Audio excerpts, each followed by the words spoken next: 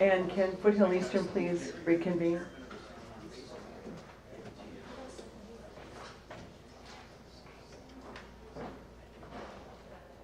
We're all back.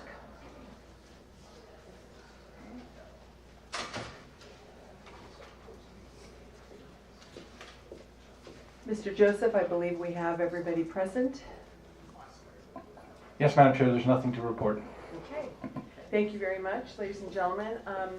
I did not ask for public comments before we convene to or adjourn to the closed session. So are there any public comments? No, there are not. Okay, let's move on then. The consent calendar.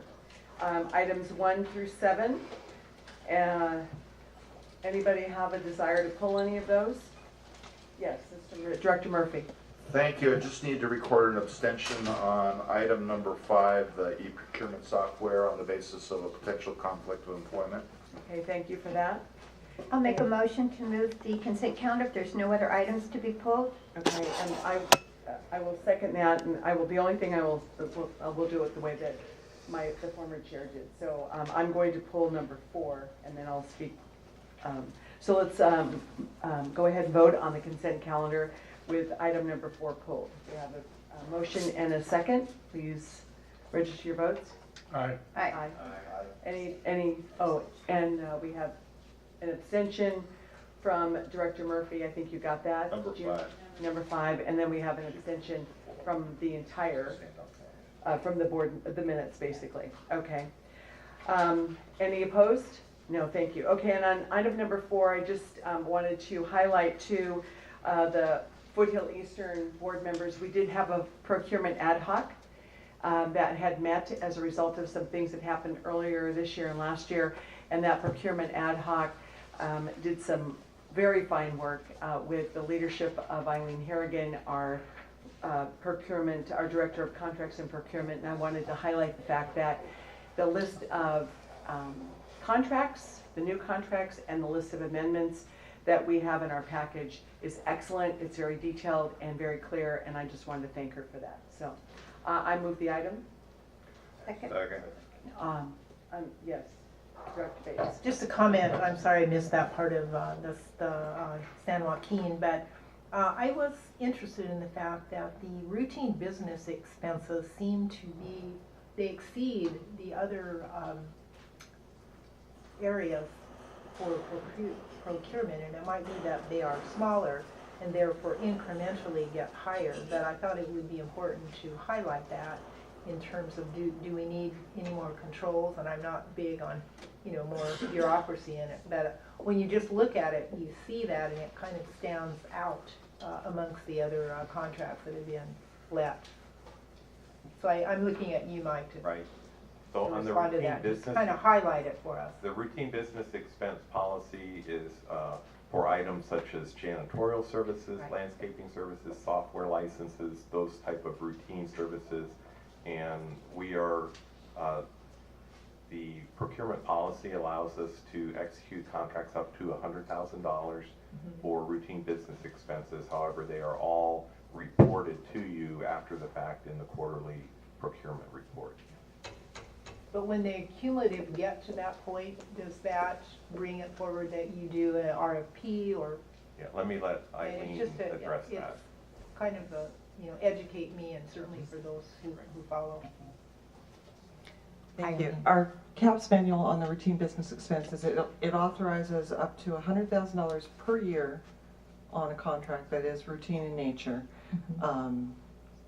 It requires that at least every 3 years we look at those and consider them for reprocurement. And as Mike said, most of them are pretty routine. We do reprocure those on a regular basis. Good, that's all I needed to know or have confirmed. So,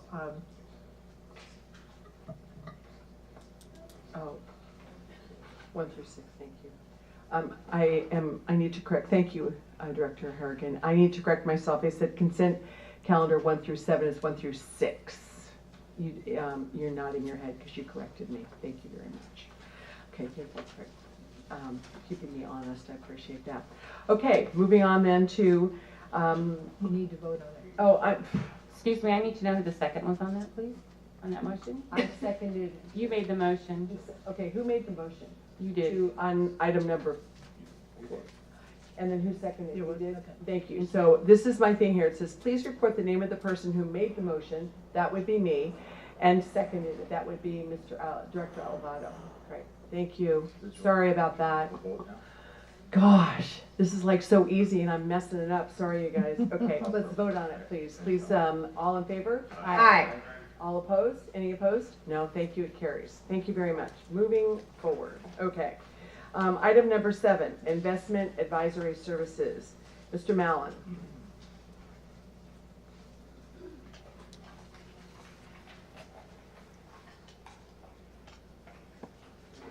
Morning. So as you all know, Foothill Eastern has. Thank you. Foothill Eastern has, per the indenture requirements, a number of different types of funds, reserves, and other funds that are required under those monodentures, as well as other funds that are used for operating and construction purposes. We manage those investments within those funds under the California Government Code, our own investment policies, as well as per the indenture requirements. Through the history of the agency, those investments have been managed by one individual, the Treasury Manager here at the agency. And in evaluating the results and also looking at the organization, we, one, determined that there is no current contingency plan to back up that individual. The investments and the results are essentially within that one person's hands. We also looked at the opportunities that we might have to improve the results, as well as to evaluate other improvements to the function and its systems, which are very old. And in doing so, came to the conclusion that, as many of your agencies do, that we should look to outsource the staff portion of that function to investment advisors. And in doing so, then we issued an RFP to quite a few different firms, got back 4, interviewed 3, and as a result determined that the best suited to serve the agency would be Chandler Asset Management. They do serve, actually, in their current capacity, some of the cities, as well as others that are supporting this agency. And just one other note I should mention is that we did use an advisor from OCTA, Rodney Johnson, the Deputy Treasurer of OCTA, helped provide input and took part in the whole process. So essentially what we have done is come to the conclusion that in order to implement this contingency planning for the Treasury function, to improve the investment portfolios, to make further improvements to the Treasury function, and improve the systems that have been in place for quite some time, that we would advise and ask the board to approve a contract with Chandler Asset Management for 3 years with 3 one-year options.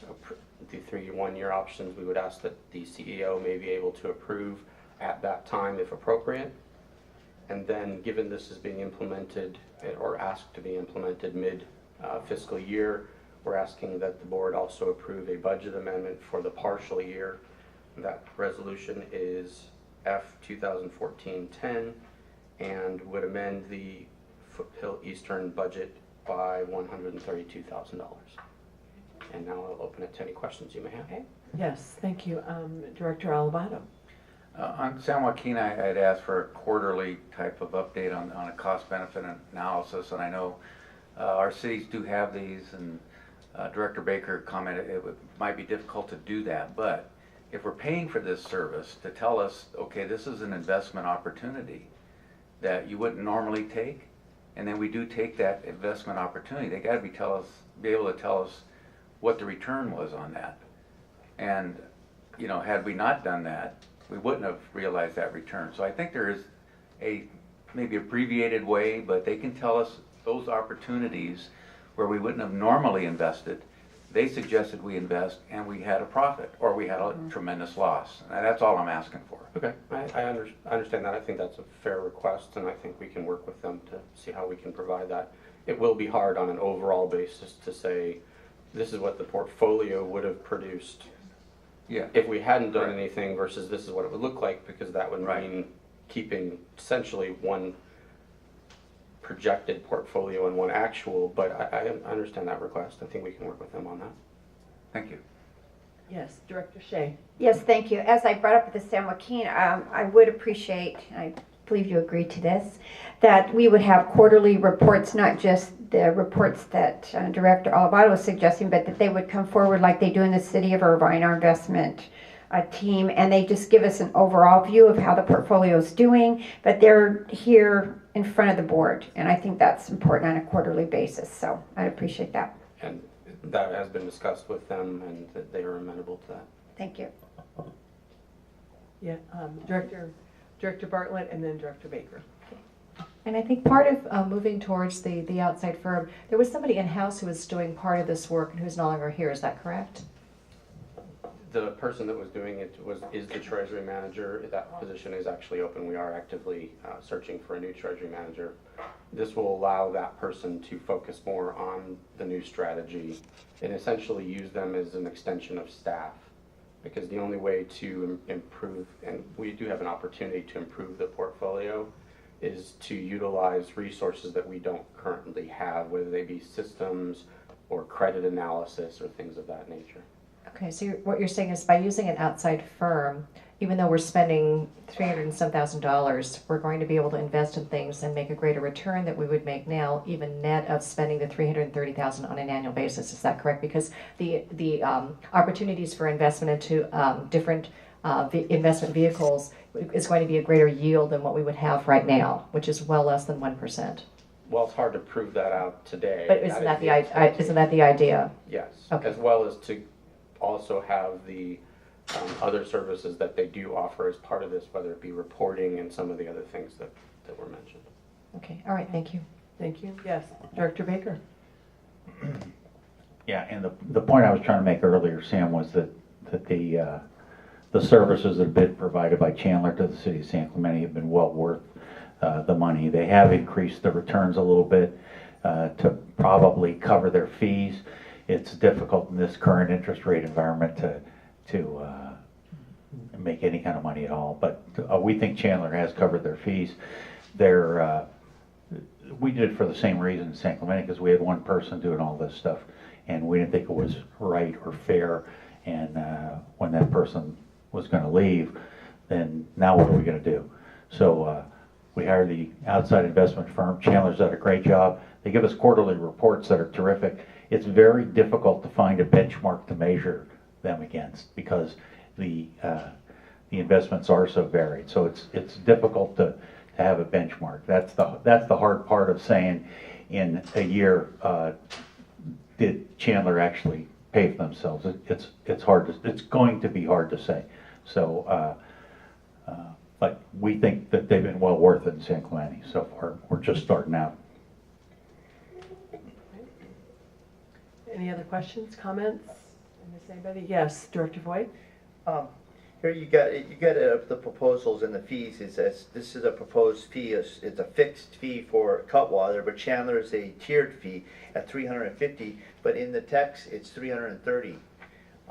Can you explain the difference between the fixed fee and the tiered? And is it $350 or the $330 and not to exceed?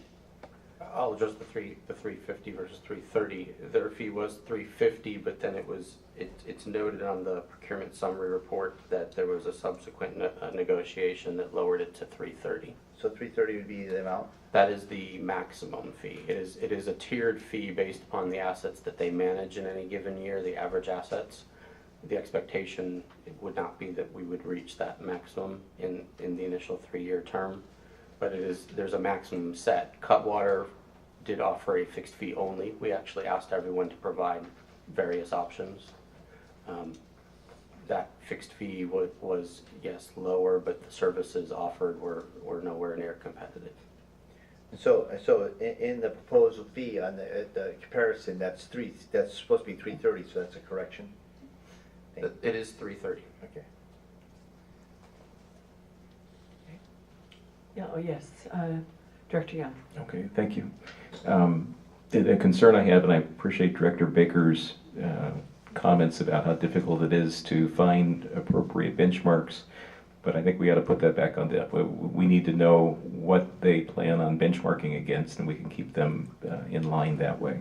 So is that a fair request? It doesn't have to be our job to find the appropriate benchmarks, but as they accept the position, they ought to tell us what they're going to be trying to achieve and the volatility, and we need to know what that is, I think. And that's actually been part of the discussion in their proposal, is to discuss the appropriate Perfect. benchmarks based upon the different funds we have. Good. Another question I have, I appreciate also that we're moving from one person into an agency, and that's good, but we're adding, between the two agencies here, about $1 billion to a group that manages $8 billion currently, so that's a pretty healthy percentage of their book of business. How robust is their firm? How many folks do they have working with them? And was that part of your interview process? I'm hoping and I'm assuming. It was part of the process. I'll be a little bit clear that while it looks like it's $1 billion, it's really not that much. Certain portions of our funds are fixed in investments that were set up as the indentures were set, so they won't be managing those portions of it, but to your point, it is still a sizable sum. We did look into the size of their firm, as well as references number of the cities represented by the two boards that use their services as well. The size of the firm, I don't remember off the top of my head, but I believe they are, so it's $8 billion in assets, around 30 employees. Okay, thank you. One more. Yes, Director Murphy. Is it safe, I mean, the takeaway that when I read the procurement summary is that the Cutwater had a great proposal team that wrote a great proposal, but when it came to the interview, they didn't have a great sales guy selling it at the front. And it appears that the opposite was true in a lesser extreme for Chandler. So it's based on the people that sold you the deal or interviewed for you for the deal. Are those the same people that are going to be delivering the services, or how did those two teams equate? Because it's two different stories if you read the procurement summary. The folks that did come from Chandler are the folks that will be supporting us. That is definitely the case. And there was a clear distinction, if you put the fee aside for a moment, there was a clear distinction in their understanding of our requirements, their ability to handle some of the complexity that we have as an agency. One of the things we heard, I think, from all of the proposers that we interviewed was that due to the indenture requirements and the number of funds that we're required to have, is that we are somewhat unlike most other agencies that they've had to support. Chandler came very clearly able to accommodate those needs, whereas Cutwater was not able to. And forgive my ignorance, is Chandler or the principals of Chandler or the folks delivering these services, have they been under the employ of the agency previously? No, they have not. Okay, thanks. Okay, any other comments, questions? No? Okay, I'll make a motion. all right. To adopt staff recommendation. And do we have a second?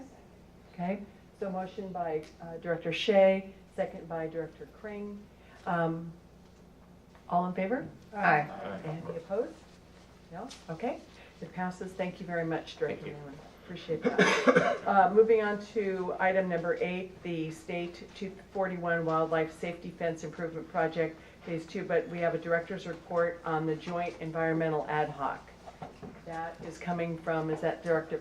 It's Director Bates, but I believe that the report that you will be provided by staff on this is going to cover, yeah, it'll cover.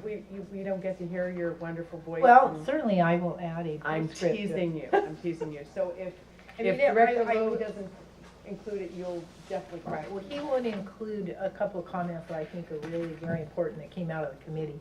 The sensitivity to the habitat connectivity in Orange County and the other Inland Empire is critically important to ensuring that this species survives.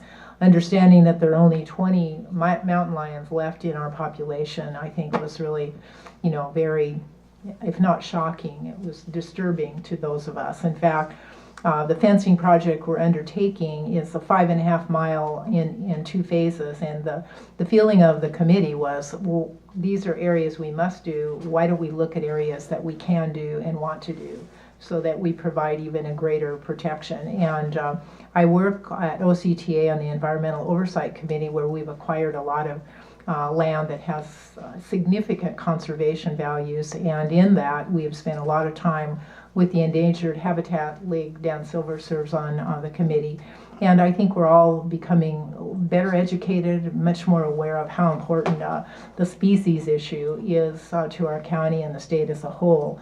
So we're excited that we are stepping out with this, and it will become, we hope, a role model, certainly in the southeast part of our nation and nationwide. These are issues in Florida. So this has been a great committee, education-wise. Some of us have spent a lot of our life in finance or policy, but not so immersed in the environmental issues. And I've always believed that there's a balance we can achieve if we all work together. And we found that at OCTA, and we're finding that here. And it's really important for all of you as board members to take that to your cities, and if there's an opportunity to have these presentations so you get a real understanding of what we're trying to do, and what, if we're all bonded together, we can do. It is something that I think came through in this committee, and Director Shea was right there promoting this also. So thank you, and I think we really need to let Dave go on, but those are preliminary remarks, and I think I've covered everything. But I will be putting these updates in my newsletter, and certainly those of you who have city newsletters, you want to do that too, and invite TCA staff. Valerie is outstanding in her ability to present a very in-depth discussion in a succinct way, so that you wouldn't occupy too much of your city agendas with that. But it's great for our public too to know that we're all working on this together. So with that, have at it, Dave. Thank you. Hello. Thank you. So this is report number 9 in your packet, and we're going to be discussing phase 2 of our wildlife safety fence improvement project. The first phase was 2.4 miles, and the second phase that we're proposing right now is 2.9 miles. The first phase is shown in red, that we're actually a third through construction right now. So we're in the midst of doing the mowing and installing posts and doing drop-out ramps and things like that. And what we're proposing to you is to extend the contract for Crown Fence and for Girardelli Associates to complete the yellow portion, which is a 2.9 mile section. And this is phase 1 and phase 2, so we also plan on bringing before you at some point in the future a phase 3, which would extend from the southern limits, basically Santiago Creek, all the way down almost to the 133, and that'll be a bigger contract. It's a 7.4 mile project, but that doesn't have to be done until quite some time from now. Next slide. So I'll go through a few slides of the actual installation that we're using on phase 1. You see we have traffic control every morning. We go out and we close the lanes in the off-peak times so we don't impair any traffic flows, so that the construction crews can work on the shoulders and get their equipment up and down the shoulder of the roadway to install the fence. Next slide. Before we install the fence, we need to go through a mowing process to make sure everything's going to be put in the right location. We do have side mount mowers that reach out and take down the brush. We also, in the lower left, you'll see a biologist who's out in front of the equipment, who's checking for any endangered species or anything that might cause a problem. And we've had actually 9 locations that we had to postpone some of the mowing in those areas during the breeding season, and now the breeding season is over, we're able to do some more mowing. And one of the reasons we're bringing forth phase 2 right now is because we want to get the mowing done before the breeding season begins again next February. Next slide. This is the trenching operations. As you may remember, the fence is not a typical chain link fence that just sits just above the ground. It actually is buried 2 feet deep into the ground so that animals cannot dig underneath and gain access to the roadway. Post hole drilling, they're side mount rigs off of the equipment, and they drill sometimes 8 to 10 feet deep to try to get some of these posts down in the ground. And we do have, as you know, that area, if you look at the topography of the area, there's quite a bit of rocks and problem drilling, but the contractor's done a really good job with this side-mounted equipment. After he gets the holes drilled, he sets the posts, and he's done a really good job in lining things up so it looks nice. And then the next slide will show you the setting of the fence fabric that will keep the animals from entering the roadway. It's quite an operation. You know, you're pulling up a 10 to 12 foot high fence, so it's not something that you do very easily, but the crews are well suited to install these. So this is a slide of the jump out ramps, one of the jump out ramps we have, which is just south of the 91 in the southbound direction. As you drive by there, you can see these posts sticking up, and they'll be cut down a little bit in the future. But this allows animal who may have gained access into the roadway a place to exit through the fence, and it still prevents him from jumping in at this location. So we designed this with the help of Dr. Winston Vickers, BC Davis, and we hope that these are successful. We'll be monitoring their usage. So this shows you some of the completed sections we've already gotten done. I'm very pleased with the Natina coating, and I hope that you all are too. If you can only imagine what a galvanized fence would look like coming up and down the road, this really does fit in well with the surrounding landscape. So what we're asking for with this item is phase 2 contracts for Crown Fence and Girardelli, who's doing the construction management. Now, I will tell you that when Crown Fence bid the project, it was the entire 5.3 miles or 5.4 miles? 5.3 miles segment. And we initially brought to you the authorization for phase 1, and now we're simply asking for the phase 2. Girardelli, we asked Girardelli if they would maintain their unit price, and they said they would. Excuse me, Crown Fence. And then Girardelli we're asking to keep on board because of continuity of the project. They've done a really good job working with Caltrans, all the requirements of the State Water Board to make sure the construction is going on without any impacts to the environment. So with that, I'd recommend approval. Okay. Questions, comments? Yes, Director Nelson. Thank you. And just to follow up on some of the comments of Supervisor Bates, this seems like a very worthy project. We don't want the mountain lion population dwindling any further. And my question becomes, the next segment's about 7 miles, a little more than what we've done.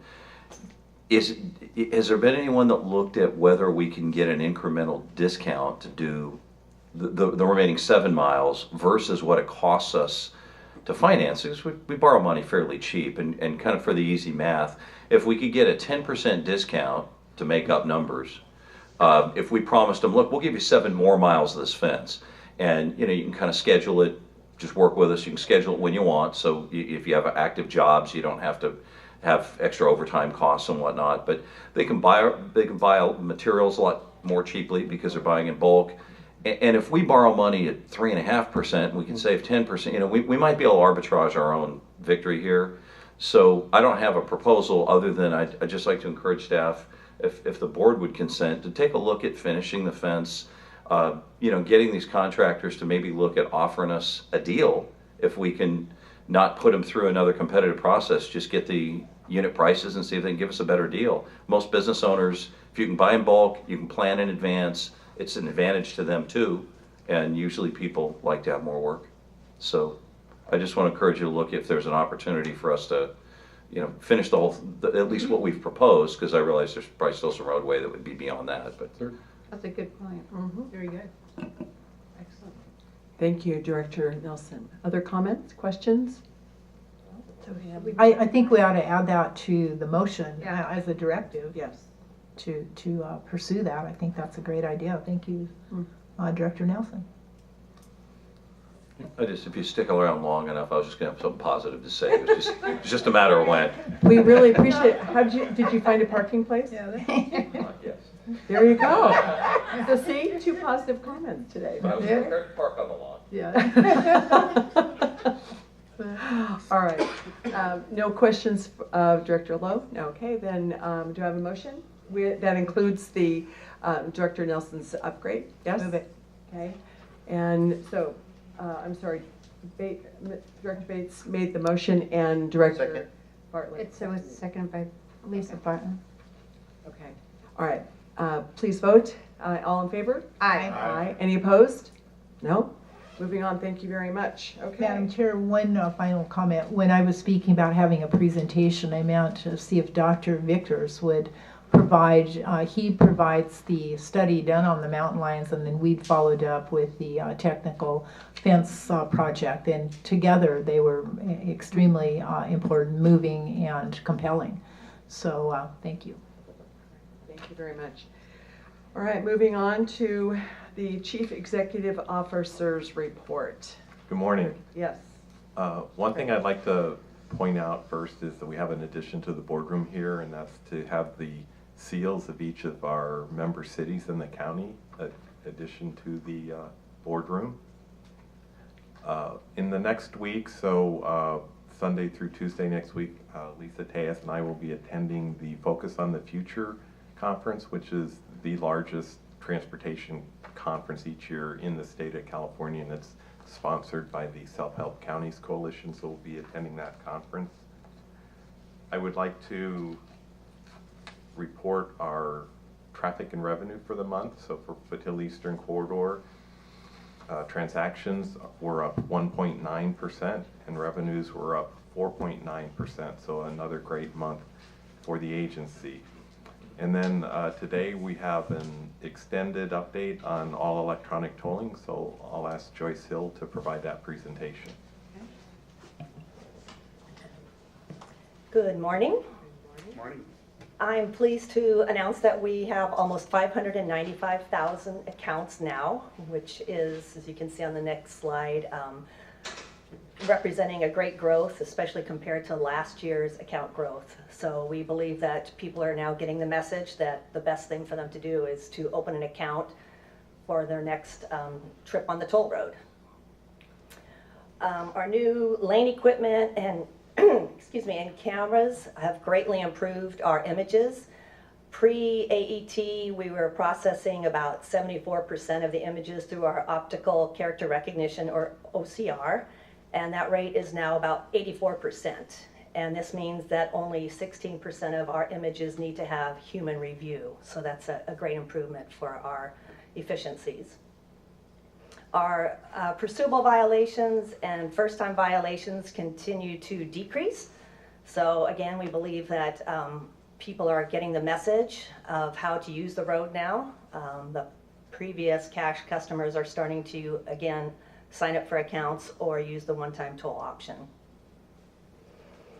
We continue to try to make enhancements to further assist our customers, and we recently changed the one-time toll time frame of 48 hours to expand it to 5 days. We continue to make changes to our website to allow our customers easier time making these one-time toll payments.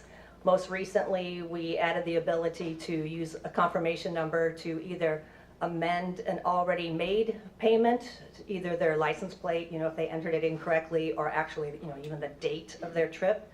They can now correct that, and even after receiving a violation notice, they can use their confirmation number to make a payment from that one-time toll payment over to resolve their violations. So those are like two big recent changes that we've made. On October 1st, we modified our violation notice that goes to our first-time violators, making it more obvious for them that they only have to pay the toll amount. The penalties are being waived, and also to encourage them to enroll in a new account. And then finally, last week, we redesigned our trip calculator on the website. Still underway, the toll system is still being fine-tuned with the final on-road acceptance test scheduled to begin next month. And we are making more sign modifications. In the next couple weeks, we'll have the overlays ready for the one-time toll payment signs that will replace the 48 hours with the 5 days. We also want to add pay online to make that a prominent direction to the one-time toll users. And as we continue this little adventure, we'll continue to listen to our customers and to the boards to see what other modifications we can make to further enhance the entire AET system. Happy to answer any questions you might have. Director Baker and then Director Cream. Tell me about the 16% that have to be read by people. Are those, if I have a transponder in my car, you don't take a picture of my license plate, the transponder just reads it, is that correct? We actually, I believe we take a picture, but we discard it as long as the transponder is read. Okay. Well, the 16%, tell me how you go through those and decide who gets what. Oh, like which image processors get which? It's just systematically sent to the different, we have 12 image processors up there, and they're just automatically sent to the different CSRs or image processors. I'm talking about the ones that don't get read by the optical character reader. Yes. I'm talking about those, you have people sitting there and they look at these pictures. Right. And they are able to pick out the license plate number on the picture where the optical character reader can't? Right, yes. So we have, Rick is here in case. I'll go ahead and give us that. We have what's called an Entrada and then a Carmen engine that reads the license plate automatically. That's the OCRs. If they both match, so they read the same license plate, then it does not require a human review. If one of them disagrees with the other one, then it requires an image processor to see that image. They're presented with like 6 images of the license plate on their screen, and they just type in what they see. And so then if it matches one of the 2 engines, either the Entrada or the Carmen, then that's 2 matches, and there's no further review required. I guess my question then is, if a human could see the license plate, what would cause the optical character reader to not see it? How can it not work? Most of them are out-of-state plates and vanity plates. So the automated system doesn't recognize those. So that's the majority of what the humans review are the out-of-state and vanity plates. Okay. If you want to volunteer, they're looking for people too, just so you know. I'd be happy to give you a tour of the image processing center. It's always kind of fascinating. And they do about 500 images an hour. They process them that fast. Yeah. Director, maybe Thank you. if Rick wants to add to that, one of the things, a vanity plate or an out-of-state plate that we have never seen before. So once it's been read into the system and manually reviewed, if we see it again, then it would bypass to manual review at that point. But Rick, did you have anything to add on the 16%? Joyce hit the nail on the head, that we need to read the plate, and the OCR engines are really good at reading the character, but we also have to identify the state. And the OCR engines here in California are tuned for California. The on-road contractor TransScore is going to tune them for the surrounding states, Nevada. I think Nevada and Arizona are the first 2 they're going to start with, and then they're going to go with Oregon and Washington. Washington plates look an awful lot like California plates, and we don't want to send people a violation notice incorrectly. So right now, the OCR engines are tuned for non-vanity California plates, and at least 85% of those bypass human review. Same thing with vanity plates, because if your plate says Mom 1, it could be from Tennessee, it could be from California.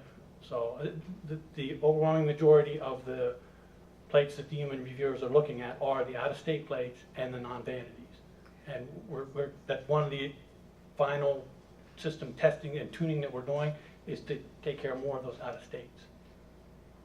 And Rick, you also shared yesterday that some of the states have the same characters, but they're just commercial. Why don't you explain that? Right. So there's some states, a lot in the Northeast, Illinois and Indiana are 2 other examples, where you can have a plate ABC 123 for a car. You can have the same plate for a truck and the same plate for a commercial vehicle. So in those states, they have to identify the plate, the state, and the type. In California, we don't do that. With national interoperability, we may start having to incorporate that, but that's not something that an OCR engine can easily pick out. And Director Alvado, you had a question? There's a number of cars that don't have front license plates. Does that cause this to be looked at also? Well, we take pictures of the front and rear, and if it doesn't have a front plate, the OCR engine takes what's on the rear plate. So you don't need to review those? Normally, if it's a California non-vanity plate, normally the two engines match and it bypasses human review. But if they don't have a front plate, there's nothing to match it to. Well, no, we have two independent engines. They both look at the plate, and then they match the results of those two engines. They're it's like having two different people, it's just two different machines. I apologize, I superseded Director Crane. Yes, please. What are we doing for rental cars? My husband has a coworker who rented a car in Orange County. She asked about the toll roads, and they said, don't worry about it. It'll come to us and you'll get the bill. Well, it was months later, and there's all kinds of fees and penalties, and it was several $100s. So how do we rectify that? Or is that a commonplace? It's obviously a bigger problem than it was when we, had cash offering for our customers to pay. And so we're working, and communications is outreaching to the rental agencies.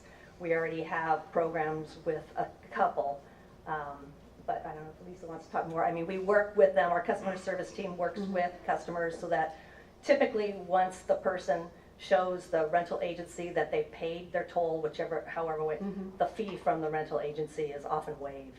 So it's important for the person to contact us, and we'll work with them and provide It was support. months later, and she got a bill, and she was horrified. It was several $100s. It typically takes a while because we send the violation notice to the rental agency, and then they provide us with the information of the renter, and then we process it that way. So it takes a lengthier period of time. Okay. So in addition, what we're working on is the outreach is outreaching directly to the rental car companies at their front desks and providing information. So when you do rent a car from Jolly Airport, they now have one-time toll cards, and they're able to tell people there are toll roads in Orange County, you're heading south, here's a way you can pay online or with your app if you're driving down that way. So that's what we're doing, and we just handed out the new cards that say 5 days versus the 48 hours just in the last week, and we're also going to be outreaching up to the front desks up at the LAX, which is a big challenge, a lot of groundwork because they're scattered all over the place up at LAX. So we're working on how to best do that and working then directly with kind of the head. But we're finding that if we can talk from the bottom up as well as the top, then more information will get out to the customers versus only working from the top and having it trickle down. So. Okay, thank you. Okay. Question. We currently pay the California Highway Patrol in overtime about $400,000 or $500,000 a year. Are we planning on changing that? Because before we were paying the overtime so they could sit there and catch the violators who didn't have transponders, but now with AET, it's a different story. So are we planning on doing something with that contract this coming year when it comes up for renewal, now that we've got AET in progress? Well, we increased it for this fiscal year. It was previously $400,000 this year. I believe it's up to $520,000. With it, we wanted them to show a stronger force, especially with the transition months. And that's what they're doing. And they're basically performing it the same way.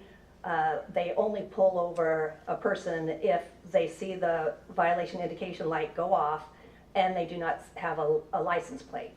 Because we've instructed them, if they have a license plate, if they don't have a transponder, we'll process a violation against them. Right. So they're following the same procedure. It's just with greater, we wanted them to be more visible because people are understanding now that they can drive on the toll road without a transponder, and we want to make sure that they understand if they don't have a transponder, they have to have a license plate. Got it. Okay, thanks. Other questions, comments? No?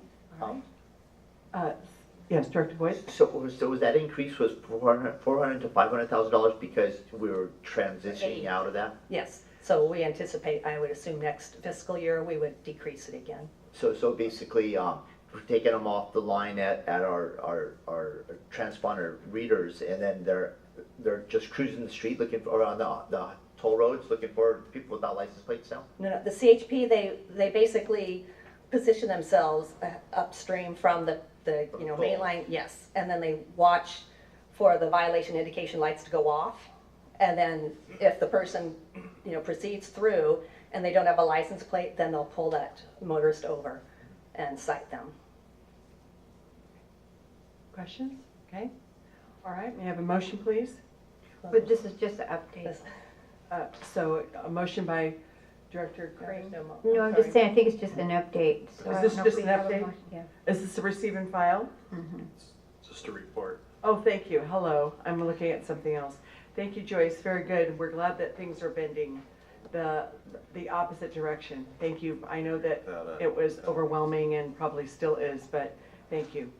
Doing a good job. Okay.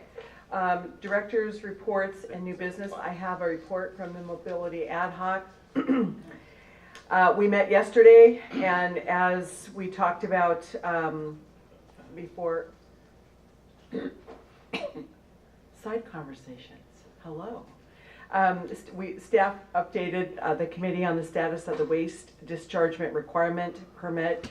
And as I had told you at the previous board meeting in September, the State Water Board had heard our appeal and then sent the item back to the regional board with instructions that they must provide factual and legal basis for their decision.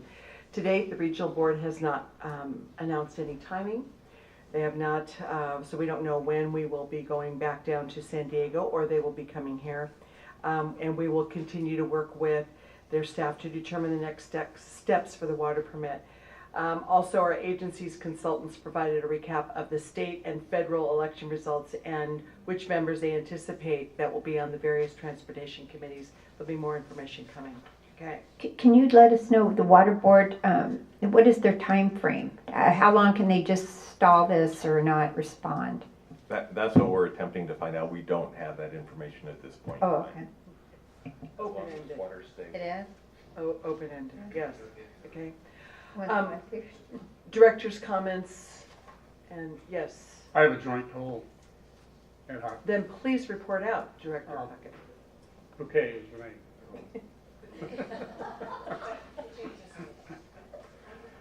The Joint Toll Operations Ad Hoc Committee met yesterday and discussed the following topics: toll transactions and revenue, operations update, one-time toll 5-day update, on-road signage changes, and toll system performance. Some of this has been covered in previous reports here. The toll transactions and revenue update showed that month-over-month account versus non-account transaction trends continue to remain relatively constant. The AET operations summary provided an update on trends in account signups, notice of toll evasion revisions to clarify resolution options, system enhancements to optimize customer self-service opportunities, and call center performance and back office activity trends. Staff provided a status update on the concept of expanding the advertised one-time toll period from 48 hours to 5 days, and an overview of the one-time toll communication effort.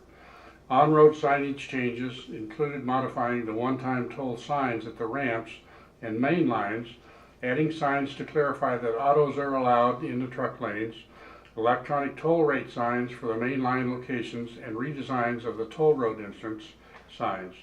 Staff will research Director Bates' recommendation to replace the one-time toll message with a simpler pay online message.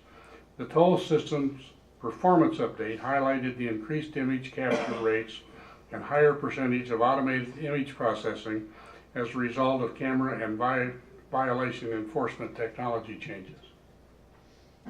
Okay, thank you In a very much. nutshell. In a nutshell. Yes, I was there yesterday. Comments, questions, reports, anything? Directors? No? Yes, Director Baker. I have a question for Mr. Kramer. There was some discussion about combining the two boards. Has any work been done about that? Can you give us an update? Yes, we're working with general counsel and our administrative code and looking at what the opportunities would be to do that. Nothing to report today. Okay. Any time frame? Any when can we expect something? I would think early next year. Anything else? No? All right, then I adjourn this meeting and we will reconvene on December 11th, 2014 right here in the TCA offices at 10:30. Thank you. I know.